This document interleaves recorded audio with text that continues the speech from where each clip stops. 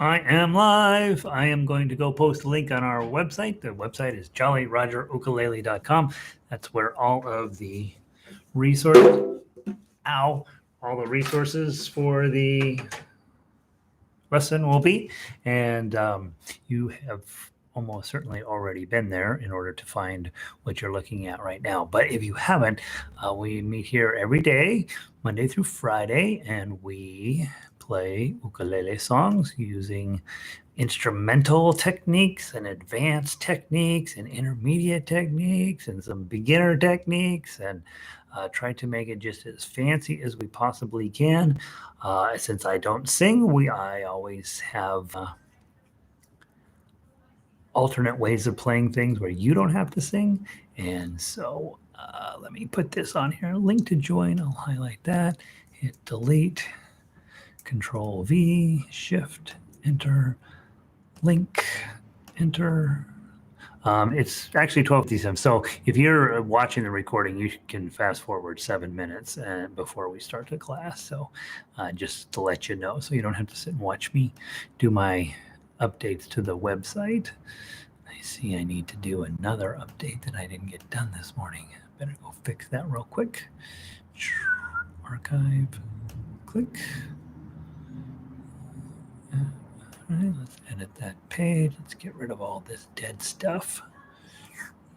And then from here down is all dead stuff. Control X.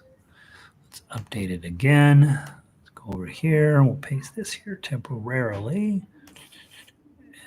Control V. I'll come back and fix that later.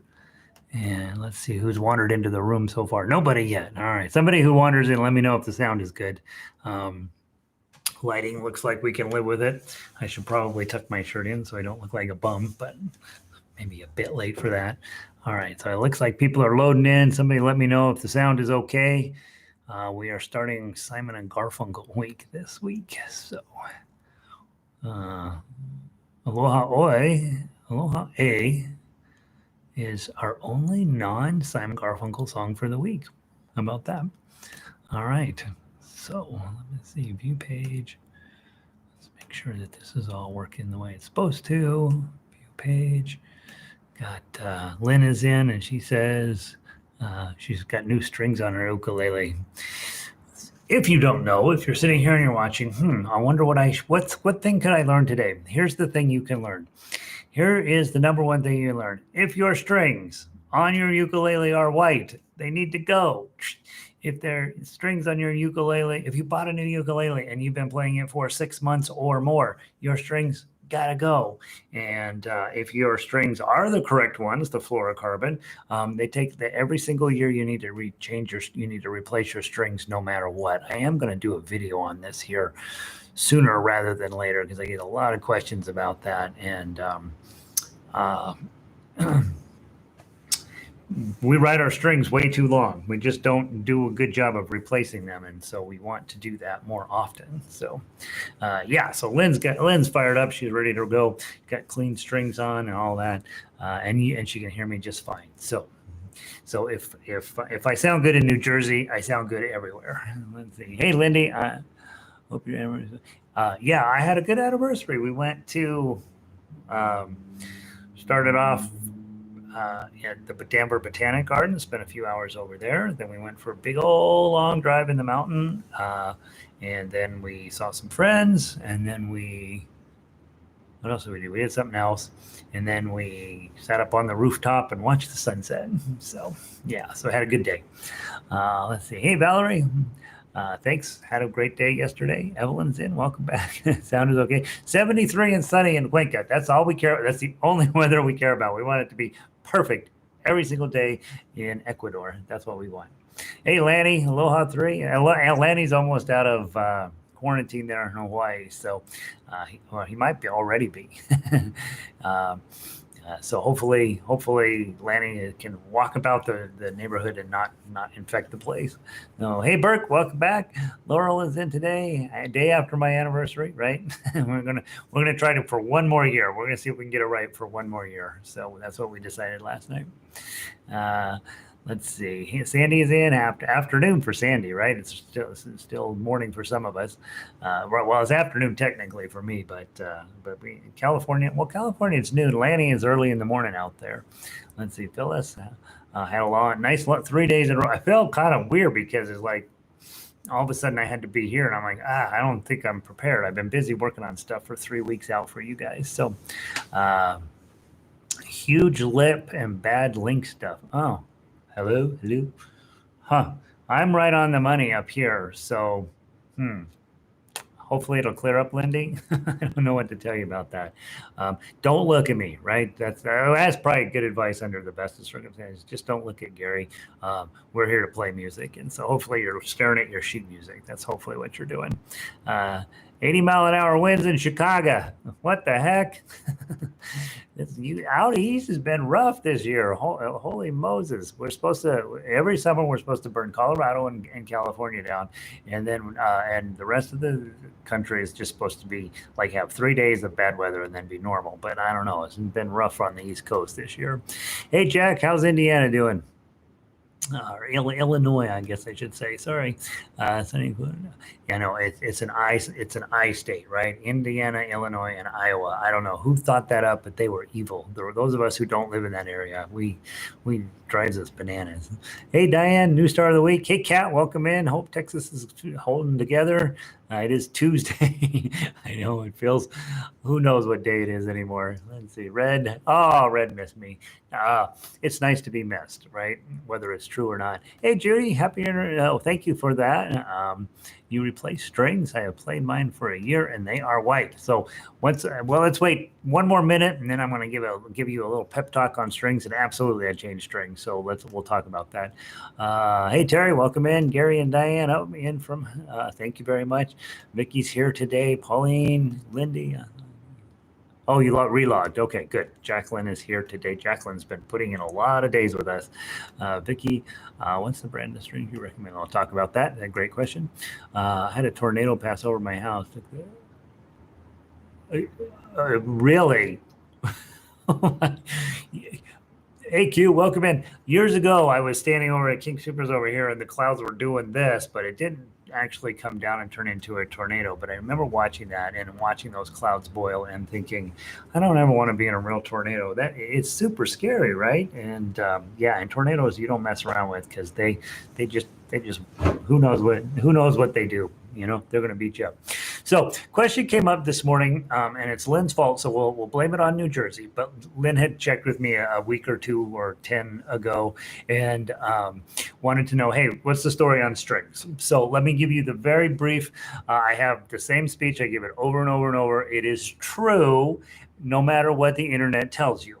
Okay, so here's what you need to know. There is nothing but bad information on the internet in regard to strings for the most part. Okay, so I have used, I think all 80, 90, 95% of all of the possible strings out there. I have used good ones. I have used crummy ones. I have used the old ones. I've used the new ones. I've used all of these different, this is the string you got to have ones. And I'm kind of, at this point, I changed strings on a lot of ukuleles, a lot in the course of a year. So I have at least, if nothing else, I have a quantity of information to tell you, and I believe that it is also quality. So here is what I need to tell you. This is a ukulele. It has strings. It will sound better if you have good strings on it. It will sound a lot better if it is a relatively inexpensive ukulele and you have the strings on it that came with it. So here's what we want to just do this double check. Is your ukulele brand new? Then it doesn't matter what strings are on it. For the first 6 months, honest to gosh, you guys, it really doesn't matter what's on it because the ukulele needs to be played a little bit. So for the first 6 months, you get a free pass. Okay, it's not going to sound that great the first 6 months because it's just not. It still thinks it's a tree. It's not really set up yet for playing music. And so after 6 months or so, it's definitely time to start talking about upgrading your strings. The strings that come with almost all ukuleles these days are white. And if you have white strings on there, it's a product called Nyla Gut, and it's usually sold under the brand Aquila. And it comes with your ukulele not because it's the best, but because it's probably the least expensive for them to put on, right? It sounds fine. It's not a terrible string, but it's a long way from what your ukulele can do. So I don't have any problem with it necessarily. I just know you can do better. So if your strings are white, it's time to get rid of those. Okay. Second thing is the strings you want to put on there are called fluorocarbon. Okay. It's just think of a fluorescent light and then add carbon after the end. Fluorocarbon. Okay. Here's what I know about fluorocarbon. Fluorocarbon is pretty much fluorocarbon. So you can, all these different string manufacturers out there, there's 50 of them. They will package it up. Some of them you think you're buying. Now realize, here's what's also important. Fluorocarbon, since it's fluorocarbon, it comes in all different, they use it in fishing, they use it for other instruments, they use it for all sorts of different products. And so fluorocarbon in and of itself is not magical ukulele stuff that only the guy that sold you the ukulele has. If they're selling you ukulele strings, they're probably bought it in bulk, fishing line, basically chopping it up, putting it in a fancy package and selling it to you. There's very few string manufacturers out there, very few. Now, there are some you haven't heard of. I've worked with a couple of them here locally, actually. At the end of the day, the one you want, I believe, you go to Amazon, it's a tiny bit more expensive than the others, but Savarez, S-A-V-A-R-E-Z. They have two types. One's for concerts in soprano, it's just shorter, and then one's for tenor, and it's longer. In terms of price versus quality tone and consistency of tone, it's what I've settled on. I put it on everything, and I've yet to be proven that there's some magical string out there that's better. There used to be a better string company out there, a very small one out of Louisiana, I think it was, but the guy got sick and he stopped producing strings, and that was the end of it. So, failing that, you really do want Savarez fluorocarbon strings, and you can get them on Amazon. I will do a video here. Elizabeth asked about it the other day. Hey, can you put up something about changing your strings? And there are lots of string changing videos on YouTube, so I haven't felt particularly urgently inclined to do one myself, but I will. And so I think the big thing is just go to Amazon, get Savarez strings. I think they're 14, 15 bucks, and put those on. That's what you want. If you don't go in that direction, it's a world of other opportunities. Worth strings, and there's all this talk about Worth. I think they're very expensive for note sound difference, but that's just me. And I have a pretty good ear, and I get a chance to do a lot of that type of string. I've used Daniel Ho's strings, I've used Martin strings, which are also very good, but I in terms of, I'm mad at Martin because they don't take care of their dealers very well. So, but their strings are perfectly fine. But in terms of, when I read about classical guitar, that's the guys that actually know what they're doing. They are, for the most part, perfectly fine with using Savarez strings. And so that's when I started really trying to pay attention. So that's my suggestion to you. And again, if you have white strings on there, you can absolutely do better. So putting on the fluorocarbon strings is the way to go. And you will be surprised that your ukulele sounds better. A couple of caveats on changing your strings. Once you change your strings, it's 3 weeks before they stop stretching. And so you do want to know, you don't want to change your strings right before an important event. You want to change them earlier and have at least 3 weeks for them to get stretched out. In our orchestra here, I tell them 4 weeks prior to the concert, you got to get your strings changed this week, or you can't change your strings until after the concert. And so people gauge whether they want to get it done then or not. If you live here in the area, I do string changes all of the time. It's super cheap. The other thing you can do, you can take this into a guitar shop and have them change the strings. I would take the Savarez strings with you. It's unlikely that they're going to have those in stock if it's a guitar shop. So that would be my suggestion there. I think that's what I need to tell you about strings. Let me see if you have any questions over here. So it's Savaras that I recommend. Hope you. Thanks, Christine. Welcome in. Hey, Patty. I'm here. Hope you had one. I did. Right. Oh, and hello, Santa Rosa. Oh, that's Clay. There's two Santa Rosas. One's from New Mexico. One's from California. I get them mixed up. Savaras makes great classical guitar. Yeah, they're Jack knows. Jack's been doing it for a long time too. Classical guitarists have to change their string. They practice all day long, every day. They have to change strings about every 3 months. So they're very, very like they want to get their bang for money for their. They want to do it right the first time. They don't have time to mess around, and they do a lot of work with Savaras. So, do we recommend you change your strings, even if we know nothing about it? So that's a great question. Should I do it myself? Should I take it into the guitar shop? Here's what I will tell you. I think as a kid who grew up with a kind of a mean stepdad, not kind of a psychopathically mean stepfather, I'm a do-it-yourself kind of guy, right? We're supposed to do all this. What I have learned over time is that's not necessarily a very smart idea. If you have never done any of this before, call the guitar shop up and say, hey, I need to have the string changed. Would it be okay if I watched you change the string? Right? And I have people come down to the shop all the time. They just want to see the process. Generally speaking, once you see the process, you're like, I don't know if it's worth it. They'll like I charge $20 or $25 depending on to change strings on a ukulele. Most guitar shops are going to charge you 30 to 35. And when you think about it, is that necessarily worth it? And I would say for a lot of you, it's not.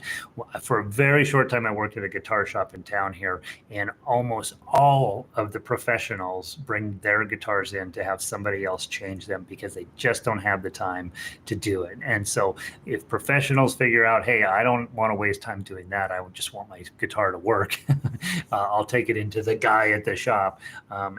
That's you might take that as some information. Now, some professionals, of course, are very picky and they have to do it themselves. But I was really surprised at how many of the name brand type guitar players in the city brought their guitars in to me to have them changed because they just needed it done. They needed it done right, and they didn't want to have to spend time doing it. So, should you do it yourself? Maybe not the first time, but if you're a real do-it-yourselfer, absolutely. Go sit and watch a few videos on YouTube. Probably the most complicated thing is this little tie strap down here. Other than that, it's not rocket science, let's put it that way. And so you could certainly do it yourself. Whether it's a good idea or not really depends on you, I think, a lot. So I don't know if that's a clear answer to you, Phyllis, or not, but that's what I'll tell you. Let's see. Hey, Linda, glad you're back. How long should the strings last before changing? So once they're fluorocarbon, you have to change them every year. Okay, every single year you need to put new strings on. Every single year. There's no other solution. The modern strings decay kind of quickly, and so every single year you need to put new strings on. If you're playing every day, you may find that you have to do it sooner than the year.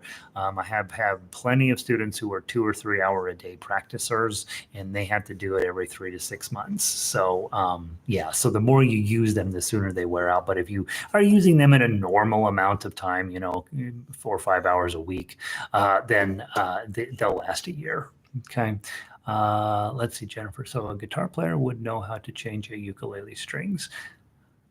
Yes. Guitar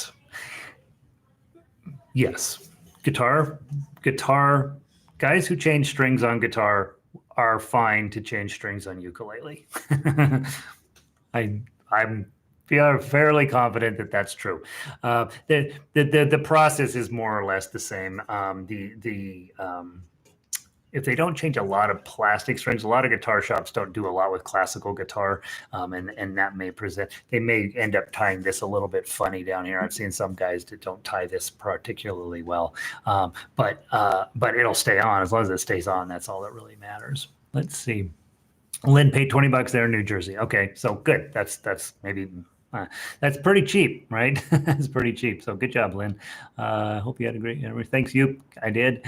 And how do you know when to change? So once a year, and if they're white, change them. If they're black, change them. And then after that, once a year. And that's what I would recommend on string changing. Okay. That's at least a discussion. If I said something that's confusing or goes counter to what you think, obviously let me know. But I do think if you've never changed your strings or you have white strings, white or black strings on your ukulele, we really do need to get those off and put on the more recent fluorocarbon ones. And again, I recommend Savaras because I've had nothing but positive results from those. I finally had one Savaras guitar string break after it had left the shop, and this was after changing literally thousands of guitar strings. I finally had one break on its own, so it was a manufacturing defect, but that's the only one in years, right?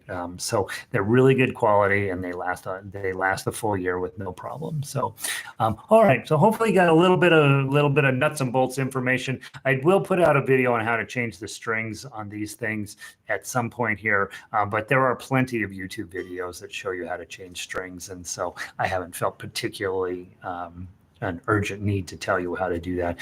When they change strings, that's an opportunity for you to discuss the playing action, whether your strings are too high or too low. That's where guitar players get in, where I question whether a guitar player is the best guy to change your strings. Not because they don't know what they're doing, but there's a tendency among guitar players to put your action as low as humanly possible. And that is perfectly what you should do on an electric guitar, but on an acoustic guitar or on a ukulele, we tend to want these a little bit higher, not crazy high like some of the cheap ukuleles, but you know, not too low as well. So there's some judgment that has to be put into that as well. When I change strings, I always double check if you run your fingers along your fretboard here, if you feel the metal bars, the metal fret wires starting to stick out a little bit, we take a sanding block and put a little love into those. So if yours are real bumpy and kind of catch your finger along there, that's one of the things that we do in a professional setup is just take care of those so that they're not sticking out. If you live in a dry climate, they will stick out, and if you live in a wet climate, they probably won't. But you know, here in Colorado, it's dry all the time, so almost even the high quality ukuleles that I get into the shop, I usually have to do some dressing on the fret ends. I usually double check the playing height by adjusting the saddle here, and then of course I check the neck to see how straight they are, and I at least provide my customers with some sense of, hey, your neck is pretty straight, your neck is super crooked, you know, you got a good one, you're going to need to buy a new one at some point once you get to be a quality player. Give them all that sort of stuff. Yeah, and Lynn's other point is, hey, these are softer on your fingers than those white ones, much easier to play. It still takes a lot of work to play well, but it's definitely easier on your fingers. The chloroform.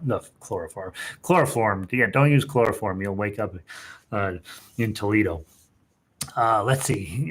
So maybe you already said that, but you don't recommend any the famous Ukulele. I bought them for this round because a lot of people recommend those. So when you go to the music store, they only have one type of ukulele string. It's the Ukulele.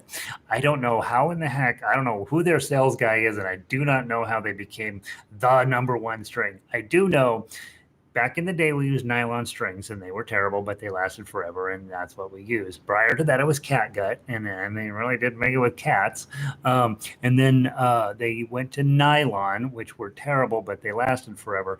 And then for about 5 minutes, Aquila Nylagut came out, and we all switched to that because we were so happy it sounded better than nylon. And then very shortly after that, we found fluorocarbon, and fluorocarbon is miles better than the Aquila Nylagut. Now, again, I'm not against Aquila Nylagut. I just know you can do better. Okay. So if you have white strings on your ukulele, I sell them in and out of the shop with white strings on it all the time. And I say, your first string change is free. Your first string change is free. Go play these white strings for 6 months to get your ukulele used to being a ukulele. Then come back. I'll give you the right set of strings on there.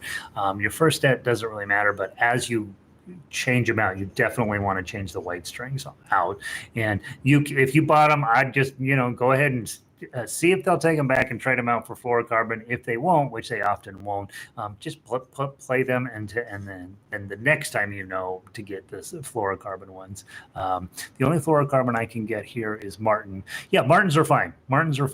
Yeah. Again, I'm not. I think Martins make really nice strings. To be perfectly honest, I use those in guitar a lot. But the problem with Martin is I have to advertise their products on my website for what they tell me. I have to advertise them on there, and then they sell them for less than that on at Amazon. So basically, why do I carry their strings? So I stopped carrying their strings.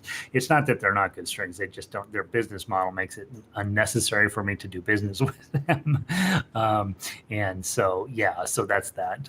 Are there dimensions you recommend for string height above the frets?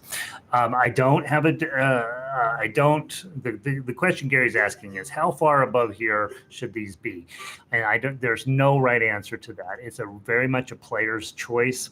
I'm a pretty decent player, so I pretty much set everybody's to what I think would want to play. Some people set it a slightly bit lower. If you're a really hard strummer and you really get after it a lot, we need to set you up a little bit higher. But we're talking about a millimeter or a fraction of a millimeter often. So I don't have a specific number for you, and I don't think you should have a specific number in your head either. I think you should play it, see how it plays for you. If it feels too high, you lower it. That's how you do it, okay? Jennifer says mine are clear. Clear comes in two sources. There's nylon and there's fluorocarbon, and unless you have unless you're, have a trained eye, it's probably not clear which one you have. I would say, Jennifer, after playing it for a while, it depends on the quality of the ukulele and stuff. Occasionally, I still see them come in with nylon from the factory, and there's no really a way to know whether you have nylon or fluorocarbon just at being a newer player. You need to have some experience with it. I can tell right away just by the feel and the sound, but without being able to actually, have the ukulele in my hand, I can't give you any advice on that, Jennifer. They say they are on a Martin. Probably fluorocarbon, Jennifer. Probably. If you got a Martin ukulele, you should go get them changed anyway, right? Change them at least every year. Get a clean set on there on a regular basis. So yeah. So long talk on strings, and I apologize that took longer than it should, but I do think it's something that affects all of us. Like I say, you can play the wrong strings for a long time before you finally put the right ones on, and then you're like, gosh, I am a much better player than I thought, and it's all because your ukulele is sounding out correctly. So all right, Aloha Oi. This is the very last song of level 1, and it's really not even a level 1 song. This would be definitely a level 2 type song. There are some moments in here that are quite challenging. And so for those of you who joined here recently, know that this is a big stretch piece for level 1. It's not really expected that you would walk out of level 1 and be able to play this. On the other hand, if you can, boy, you should be super proud of yourself. And so when we talk about Aloha Oi, the other thing that's super important is that this was written by Queen I'm going to try to get it right, Liliuokalani. She was the Queen of Hawaii. There really was such a thing back in 1878. And the way this lays out and the way it plays and the way she probably wrote it on a ukulele. Probably. She was a huge ukulele fan. And so just know this is actually one of our real pieces of our repertoire. We have about 4 songs that are worth playing that were written on ukulele, and this is one of them. And so it's part of our instruments heritage and something that I feel like I like to teach everybody. If you're a young person, you have no idea what this song is, but if you are around a while and you remember Elvis, Elvis played this I think it was in Blue Hawaii, right? He sang this song, and I have no ability to sing the Hawaiian language, but it's actually quite beautiful. It's fun to go listen on YouTube to the different versions of it. I am told every time I put this out and a Hawaiian looks at it that it's wrong, and the reason is in Hawaii, like most folk music, every town and village sings it just a little bit differently. And so no matter which way you write it, it's always wrong. And I got this from some very old sheet music. I found the oldest possible Aloha Oi sheet music that I could find, and that's what I built this off of. And in my mind, in terms of what I know about ukulele and what I know about this type of music, I think it's pretty darn close to what the Queen would have written. Let's make sure you know your chords. Okay, A chord is on here. Ba-da-bum, ba, and then you're going to go to a D chord. Remember, it's never about knowing what the chord is. It's about how you get there and then on to the next thing. So from A chord, your index finger jumps up first, and then these guys jump on underneath there. Da, da, da, da. And then to get back from the D chord, just let your index finger run the show. Okay? Dum, dum, dum. And now E7. To get from A to E7, index goes up, middle finger comes down, ring finger comes on. Dum, dum, da, da, da, da, da, dum. Okay? And then to get to A from there, da, dum, index finger down, middle finger up. Dum, da, da. And then I think that's the only... I think E7 always goes back to A in this song. So that means that A is always going to go to D. I don't think E7 ever goes to a D. So those are your main thoughts that you need to do. And then finally, I am going to fix this one of these days. Measure 17 has a typo in it. In the ukulele melody line, the measure 17, it says 2010. It should be 2100. Okay, so that's a straight up typo. I put an F chord under there. If you play the F chord, it will sound wrong.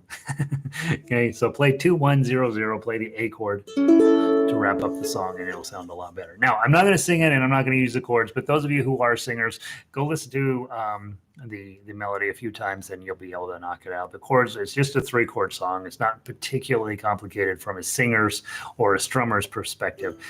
Turns out it's pretty complicated from a tough uke perspective. So let's go through. We'll play the melody first, and then we'll play the tough uke. Okay, from the top, I'm going to count in 3, and we're going to go 1, 2, 3.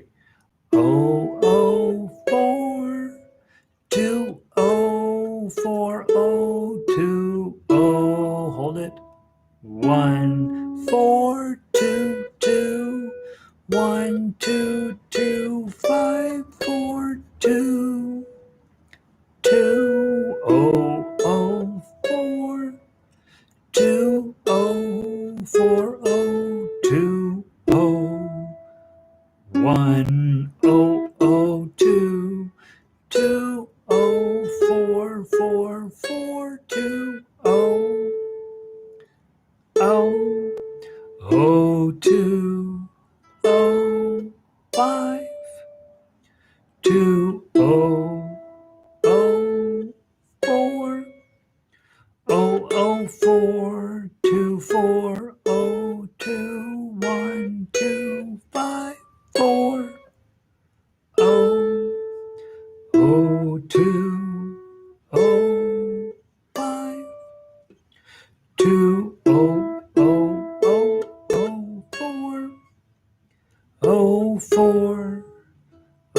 4 2 4 2 3 4. Okay, and then give a nice A strum at the end. Okay, I wish, if you decided, hey, I don't mind singing, going through and learning the phonetics on the Hawaiian part, it's actually quite nice because it's all vowels, right? Ha-yo, ka-u-ai-na, pa, li, right? So it's very open, very, very nice. And if I wouldn't butcher it, I would actually try it. But those of you who have some singing chops, that's a fun one. And you just get it close. You don't have to get it dead on perfect. But Hawaiian is, the way they write it out is very phonetic. And so you can basically look at the lyric and know basically what you're supposed to do. And then when you get down at measure 8, aloha, oi, aloha, oi. Yeah, that's we know that, how to say that. And then measures 11 and 12 are a little bit messy in terms of the sound quality of how you get it out of your face. And then a fond embrace, da da da da da da, until we meet again. Right, it's a nice way to end it up.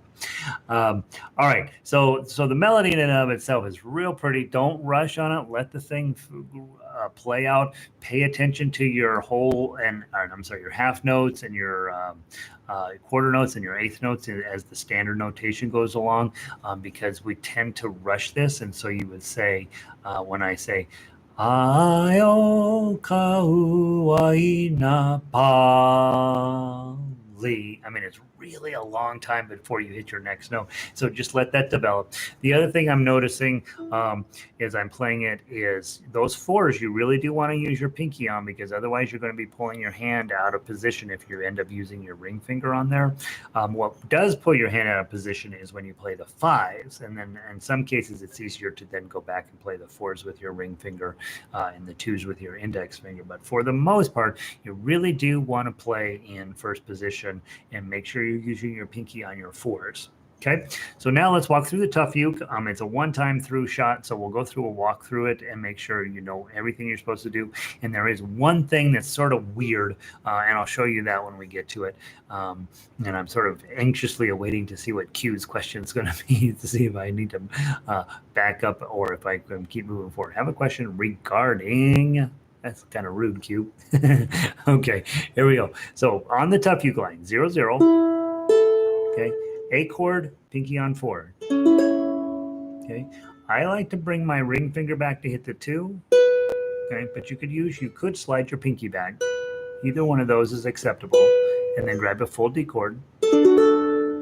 Pinky on 4, open, and then let up your pinky.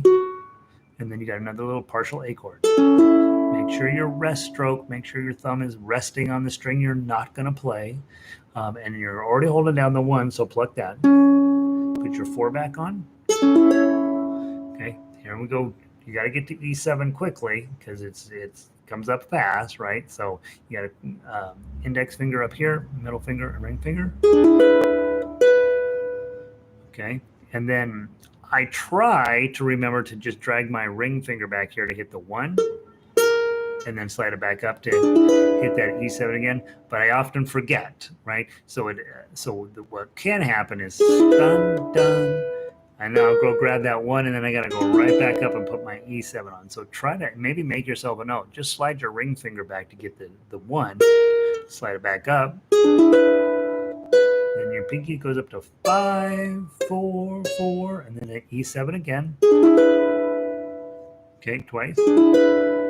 And to measure 4, O, O, A chord with your pinky. Grab the 2, grab a D chord, 4, O, lose your pinky, A chord. Hit the 1, 2 zeros, 2, 2, 2. Rest stroke on that. Make sure your thumb is resting on there. Now you're going to have to take your ring finger down to grab the 2 or add your pinky finger. I just use my ring finger. Open. And this is the part that I don't like in this song, but it is right. Grab your E7, but then put your pinky on 4. You're going to hit 3 songs, and it's going to sound terrible. Okay, blang, blang. And then take your pinky up to the high 4. And then A chord. And another A chord after a little while. So when you get to 1, 2, 4, just know it's going to sound terrible.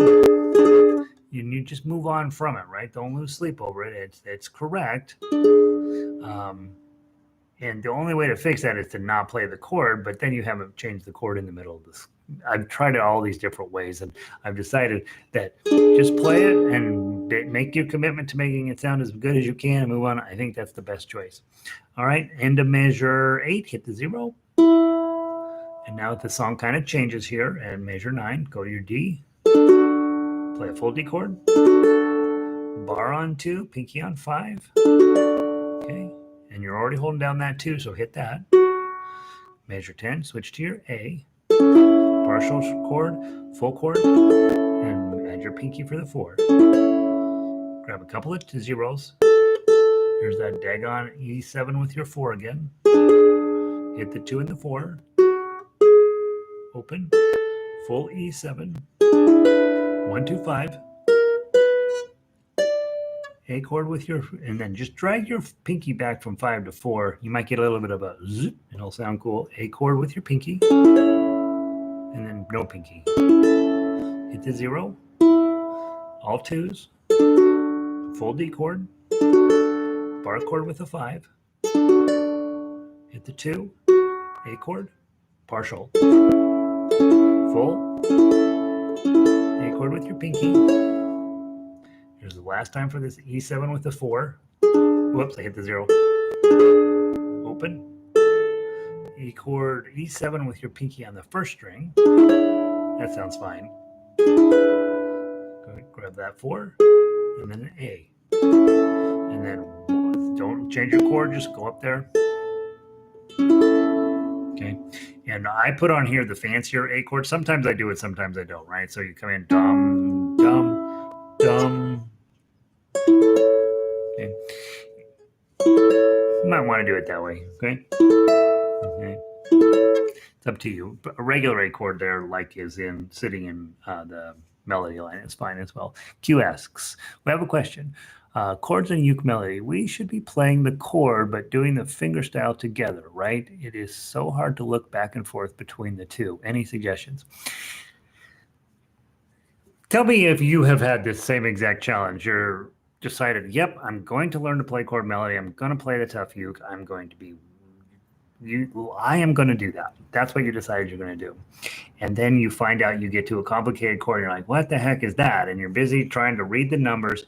Meanwhile, right up above there is the chord shape that you probably need to have, right? And we have a tendency, it's hard, our brain gets so locked into that one line that it's difficult to go check the other lines. The other thing that's difficult, especially when you're playing melody, you're 0042, 0402, 01422. We get so focused in on that, we forget to take a look at the line right above that, which tells you how long to hold those notes. And that's why tab players come in early all of the time. Here's my suggestion on that.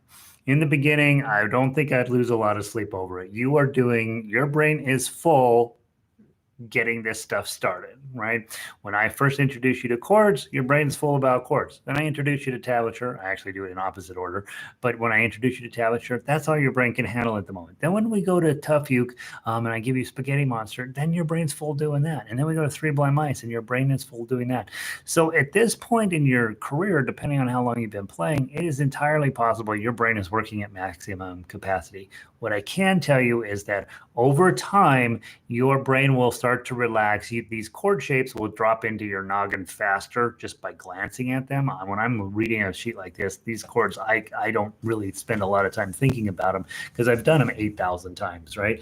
And so you'll get better, you'll get less panicked about keeping up on that line, and that your eyes will have a chance to be able to take in more and more information. Now, what I notice when I am playing is that I am taking in all of the lines all at once simultaneously, and it didn't start on day one, believe me, right? But over time, I've gotten where I'm real comfortable with how the timing on the standard notation. I am apparently reconnecting to the internet at the moment, so you may have gotten a bit of a blip. It looks like I'm back in business, so hopefully you can hear me, and hopefully I'm not too lagged and too delayed. But YouTube says I'm fine, so hopefully I am. What I'm doing is I'm reading the tough uke primarily, but I'm also looking up to double check my timing from the standard notation line, and I've a lot double checking my chord shapes. So when I get to a relatively easy chord shape, I can peek up and say, oh, yep, that's a regular D chord. Now, when I get to these real complicated, wonky ones that aren't necessarily helpful from them, then sometimes I will write in a little chord chart right next to these more complicated charts that I have to do. But I would say, Q, the bottom line question is, yeah, it's super hard for your eye to be taking in all of this information at once in the beginning. And even after you've been playing a few months, even a year, you may not necessarily be reading all of the sheet music all simultaneously. What I do know is the more you play, the more relaxed you get, the more information that fits into your head, the better you play, and so on. So I wouldn't worry about it overly at this moment. Just know that as you get better at that stuff, you'll start reading multiple lines at the same time. I absolutely am reading multiple lines at the same time when I'm playing, and it's just because my eye's fast at getting that stuff in there. Okay, through experience. I don't think there's any way to just trick that out. So, all right, let's play it one more time and straight top to bottom. Let's see how you do. Okay, nice and slow.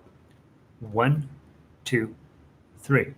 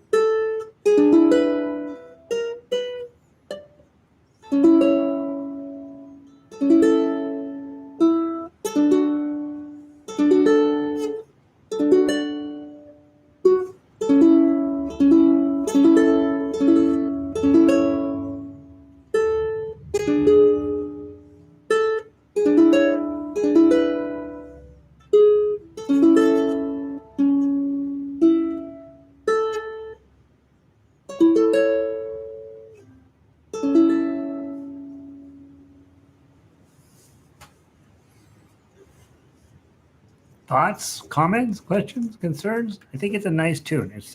It comes out of the ukulele quite pretty, and it's probably one of those songs that maybe not your favorite song or whatever, but as a ukulele player, we want to respect our Hawaiian heritage, and I think it's nice to have that, right? 2100. All right. Let's move on. Let's do a little. So it is pretty. Yeah, good. Sandy votes yes. Okay, so this is Simon and Garfunkel week, and I put it in parentheses and Garfunkel as a joke. Okay, now know that I am huge. My father listened to Simon and Garfunkel a lot as I was growing up, and most of our musical taste is developed by that period when you're listening to your parents listening to their music, and at some point you're like, I'm not listening to that anymore. That is ridiculous. I'm listening to whatever the opposite is of that. And but I listened to a ton of Simon and Garfunkel growing up. And as you know, many of you have also been fans of them. Simon wrote all of the songs, so that's why I put the Simon on there. And Kat said, "Hey, I remember playing Simon when I was a kid." Whatever happened to that game, by the way? So I put the Simon on there, right? Because he wrote all of the songs. It turns out Garfunkel never wrote anything. He rewrote the words to Canticle, but other than that, he was not a writer, which is fine. So he was a harmonizer, and he's the reason why they sounded as good as they did, in large part because Simon's okay singer, but he's not out of this world. And so they sounded nice because they had great harmonies together. But Simon wrote everything, so that's why I put and Garfunkel in there. Also, if you ever watch any of the, if you ever watch Garfunkel, he still has a chip on his shoulder about not being treated equally to Paul Simon. And you guys have heard me say this before. If you want to be treated like somebody in music, being a great player isn't good enough. You have to be a composer. That's the only way you're going to ever make any headway in music. And so you really need, obviously not all of you want to be known in music, right? You're perfectly happy sitting in your house and doing your thing. But a couple of you are thinking, boy, I'd like to really make a difference in music. I'd like to do something big. Composing is the only route that you can follow in order to become something big in music. These great players come and go all of the time. There's always a better player coming along. And so being a great player isn't great enough. Being a tremendous singer usually isn't enough. Being a writer is what they want from you. And so here you go. We're having Simon Week. It's pretty in the key of A. Oh yeah, I do. Right. Linda points out Aloha Oi is in the key of A. I love the key of A. I think it's a great key on ukulele. This one, Bridge Over Troubled Water, is in the key of C, and we like that because it's easier to play. All right. Again, I don't want to sing this because it would be a disaster. But let's talk about a few things in here. Your basic chords are C chord, right? And but at this point, when you have a C chord, there's a pretty good chance an A minor is going to show up. It does, and it's sure enough, there at measure 9, you got an A minor. Pretty good chance an F is going to show up. And there it is, a measure 2, and pretty good a chance either a G is going to show up in here or a G7. Okay, so those are your 4 main chords in this song. In addition to that, you get a couple of moments that are sort of fun, right? So measure 4, you do have a B flat in there. Okay, and in the tough uke, you're going to get a full B flat. Okay, gives you a chance to try it. And down at measure 15, you have a C7. Okay. Not untypical in music. Sometimes we'll take the main chord as C, right? It's not uncommon to toss a C7 in there just for fun. There's no musical. The music theory behind doing that is complicated. Let's put it that way. Measure 17 has an A7 in it. Okay, and then measure 18 has an E7, which we just worked on. Okay, and I don't remember, unless I'm, oh no, we have a D7 way down at measure 27. That's this D7. Okay,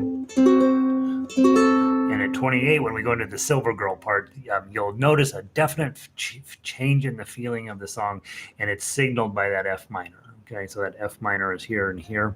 Sail on, Silver Girl. And so that F minor really sends you the message, hey, we're going into a new part of the song. What else we got in here? Maybe all of them. F major 7 at measure 47. Let's talk about that, because this is one of these things where drives ukulele players from the chord background crazy. Measure 47. The chords are I will ease your mind like a bridge over troubled waters, right? So they'll drive themselves mad because it says you should put an F major 7th in here. But you don't have to, right? If you have a chord that's just super complicated, you can absolutely play right over it and you won't miss it. I will ease your mind like a bridge over troubled water, right? So if you're coming from a chord background, know that you don't have to play all of the chords. When you get to something that's real complicated like that, you can slide right through that section and just sing over those more complicated chords. If you're an instrumentalist, you don't get that, but if you don't get that benefit, right? That's why we do this, because it's harder. But as a singer, when you see a whole mess of complicated chords in there, don't lose your mind over them. Just sing a little louder and hit the chord before that's easy, and be ready to hit the next chord on measure 1. It's one of those compensation strategies that we get into. I would like to run through and play the melody real quick, and I want to talk about one thing. Measure 2, there's some tabs in parentheses there. Now, I didn't need to do it this way. I could have just added extra pages on, but it's already 4 pages long, and I thought I can do one thing here that's a little weird, and you will know based on which time through whether to play those or not. The first time, when you're weary, feeling small, so you don't play the ones in parentheses. The second time through, down and out, when you're on the street. Okay, so the first time you play those you don't play the parentheses. The second time you do. And that saves me 2 whole pages to do that. Okay, and I thought you'd be like, yeah, I can deal with that. Other than that, that's the only weird thing on here. Okay, so I may hum along with this tune and to help me get the timing right, but let's play the melody real quick. Okay, 1, 2, 3. 1 1 0 2 0. That's a long note. Let it go. 1 3 0 2 3 4. Rest. 0 1 0 3 3 0 0 0 3 0 0. 6 beats. Let it go for a while. And then 7th beat. Go. 0 2 0 2 1 2 3 3 3. This is a triplet. You play it fast. 0 2 0 0. Okay, so when times get rough. Okay, so when times get rough. That's why I don't sing this stuff. Okay, so play that triplet fast. You might want to put a little highlighter on that 3 with the bracket there. Dun dun dun dun. Okay, measure 13. 1 2 3 4. Rest. 3 7 5 3 5 5 7 5. Turn the page. 3 2 0 0 3 0 3. Rest. 0 3 5 7 3 3. Sorry. 7 5 3 2 0 0 3 0 3 0 3 5 7 3. Real long note, and then you hit the repeat. You're going to go back and do the whole thing again. Now, make sure that your highlighter at measure 21, you've put the highlighter in the front of measure 21, because look how long your first repeat is. 21, 22, 23, 24. chances are when you get to measure 20, you're going to know there's a repeat coming. You're not going to realize that it starts at measure 21. So you want to put a little piece of yellow highlighter there, or whatever color highlighter you got at the beginning of measure 21, so that you know on the second time through, when you hit measure 20, don't play into 21. You jump all the way down to 25. Okay. All right. So go down to 25. Troubled water. Let's play at 25. 1, 2, 3, 4. Troubled water. Rest. 3, 5, 3, 2, 3, 2, 3, 4. 1, 2, 3. Sail on, silver girl. 3, 1, 2. Sail on by 2, 3, 4, 1. Your time has come to shine. All your dreams are on their way. 4, 1. See how they shine. Shine. 2, 3, 4. 3, 3, 3, 3, 1, 0. Rest. 3, 7, 5, 3, 5, 5, 7, 5, 3, 2, 0, 0, 3, 0, 3. Rest. 3, 5, 3, 2, 3, 7, 5, 8. 7, 5, 7, 8, 7, 5, 3, 8. Whoops, sorry. 8, 8, 7, 5, 7, 2, 3, 4, 1, 2. And there's even a fermata on top of that. So you want to let that completely ring out. And then if you're playing with a duet partner, they look at you as the melody player to figure out when you're ready to get started again. And then here we go. 1, 2, 7, 5, 8, 7, 5, 7, 8, 7, 5, 3, 1, 1, 0, 3, 3. Okay, beautiful. It's a nice melody, really moves all around. Not terribly challenging, but enough there to really keep you busy. I would say if you have a ukulele friend, this would be a great duet for anybody. One person plays chords, the other person plays the melody. You could really come up with a nice piece of music here, okay? But that's not what we do here, is it? You are both jobs, okay? Let's walk through just some of it gets kind of tough toward the end. So let's play through it one time, just double check that we know what we're doing, then we'll play the whole thing. Cue. It measures 18 to 22 to play fingers 5 and 7 to U, move finger 4 up to 5 and use fingers 4.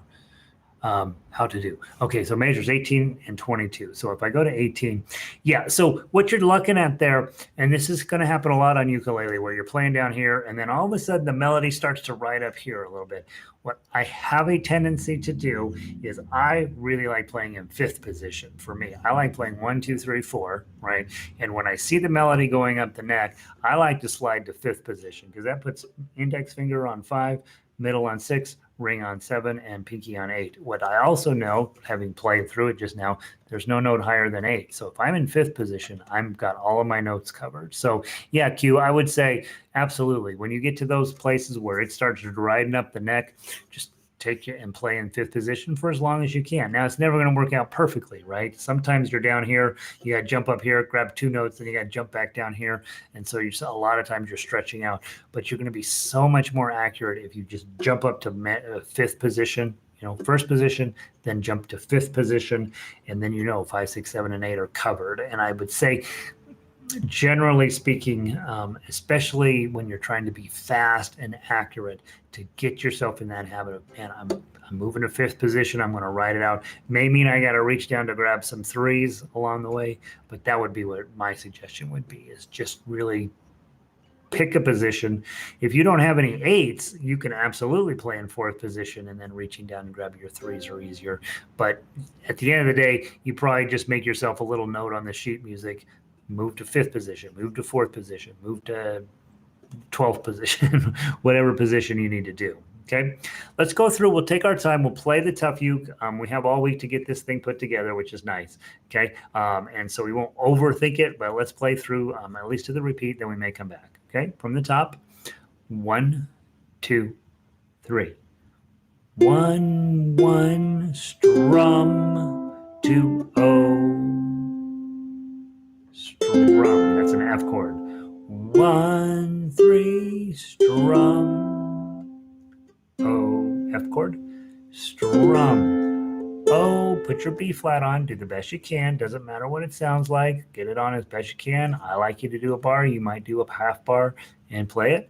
Strum, F chord, strum, partial C chord, strum, right, hit the 3, 3, F chord, strum, O, O, strum, O, O, F chord, strum, decorative notes, O, 1, O, C chord, strum, strum, strum, 2, O, O2. That's a fun little section to do. Hit the 3 for a decorative note while you're getting your G chord on.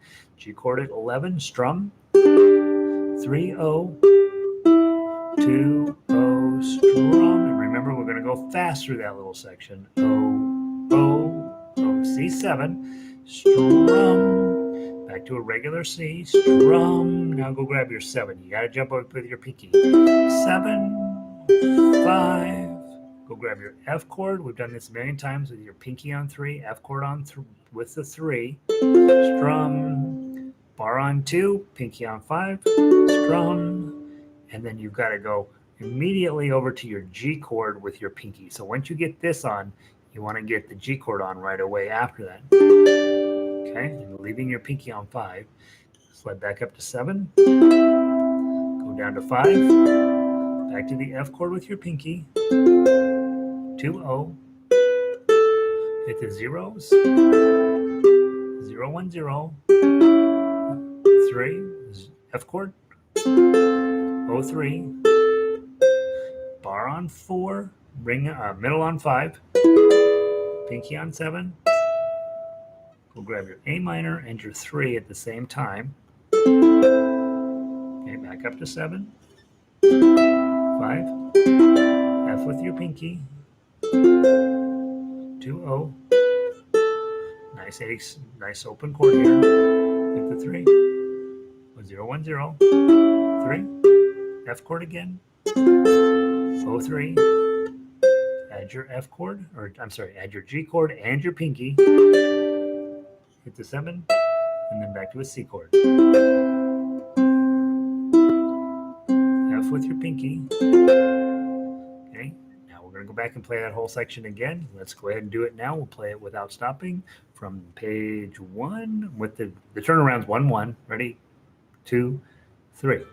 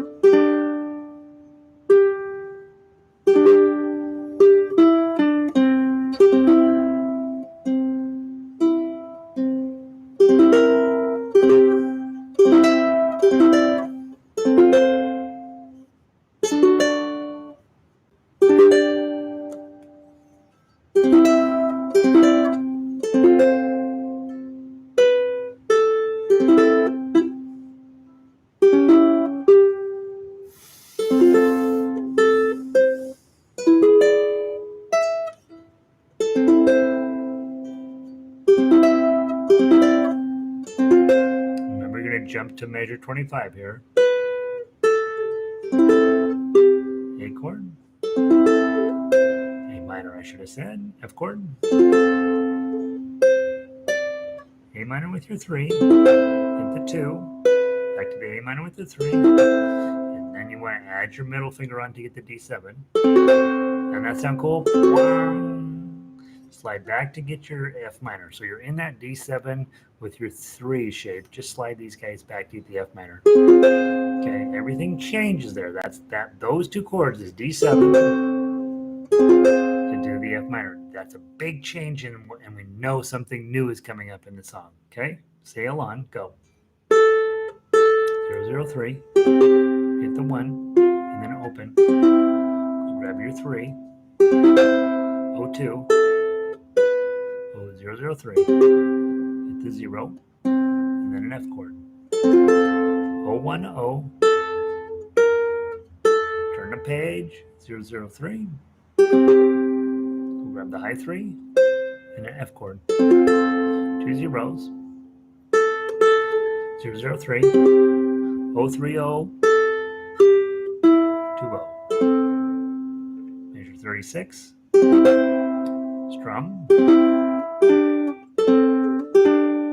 the 2, G chord, 3, 3, C7 at measure 40, 0, 3, 3, 7, 5, F with your 3,